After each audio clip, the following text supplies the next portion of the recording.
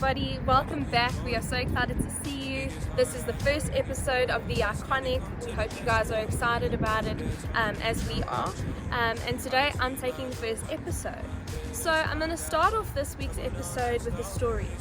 I'm sure a lot of you are familiar with the story. So I'm going to be talking about Jacob and Rachel. So Jacob was in love with Rachel, and Rachel in the Bible was described as being beautiful and curvaceous. And Jacob had been in love with her for so many years, and eventually he said to Rachel's father, he says, "I want to marry your daughter." And so Rachel's father says to him, "Well, what are you going to do for me that I should give you my daughter?" So Jacob says to him, he says, "I'll work for her for 7 years." So they agree on this, and Jacob works for 7 years. And eventually the end of the 7 years comes, it's wedding day. He's so excited, he's finally going to get his bride that he's worked so long and hard to finally marry. And the wedding day happens, and the bride walks down the aisle in a beautiful veil, and everybody's excited, and it's this beautiful ceremony. Only to find out that Jacob ended up actually marrying Leah, Rachel's older sister. And in the Bible, Leah is described as weak of eyes. A lot of people interpret it as her being the uglier one, the less beautiful one, the less curvaceous one. And so Jacob, in rage, says to the father, he says, "I worked for 7 years for Rachel, and you gave me Leah." But he loved Rachel so much that he agreed to work another 7 years to finally get Rachel. And so that's what happens. He works another 7 years and he finally marries Rachel. So in my opinion, the most iconic person throughout this Bible story is Leah. So as I said earlier, Leah is described as having weak eyes. Now, according to the Hebrew translation, they say that Leah has tender eyes. And the reason that is because it says in the Bible that Leah lamented. She was sad about the idea that she was arranged to be married to Esau. So she cried and cried so much that her eyes were red and puffy, so much so that her eyelashes even fell out. And that's why they said that she had weak eyes. But this doesn't necessarily mean that Leah was ugly or unattractive. It just meant that she was a woman of such strong emotion, and she showed that emotion. Although Leah was weak of eyes and seen as the unattractive one, she was actually the most iconic person of the story.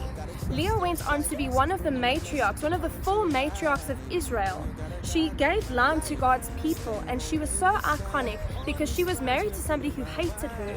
You know, she speaks about how sad she is and how God sees her sorrows, and He did see her sorrows, He did see her sadness, and He blessed her so much because through her, she was the instrument that God used to fill the land with His blood and His lines, the people that brought glory to Him. And in turn, the beautiful one, the attractive one, Rachel, she passed away during childbirth. So between these two, we always think, I want to be a Rachel, I want to be beautiful, and I want to be seen as the attractive one.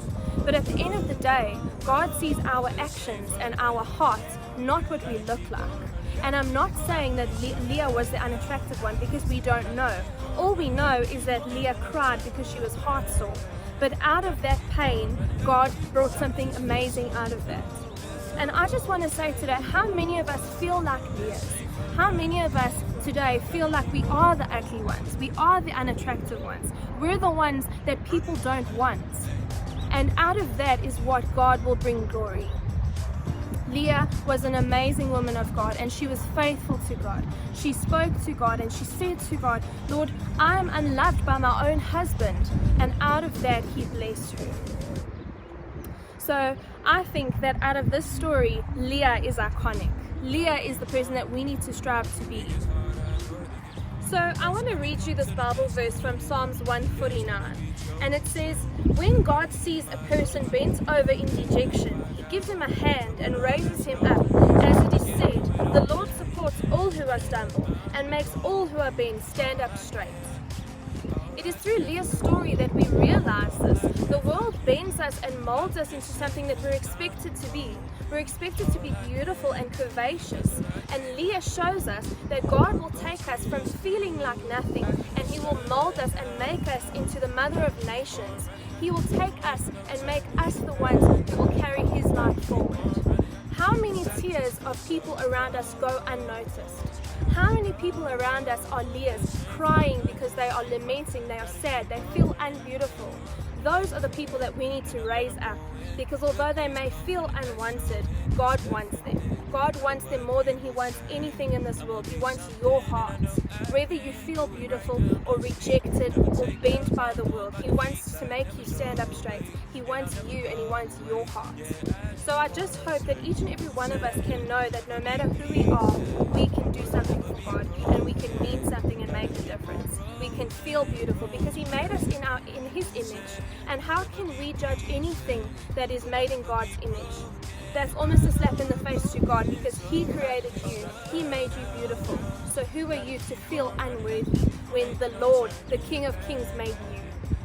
So I just hope that we can all just learn to be Leahs. I hope that we can be strong in showing our emotion, but also knowing that we are good enough, that we could be the future for God. What are we going to do about that? Ain't no turning back.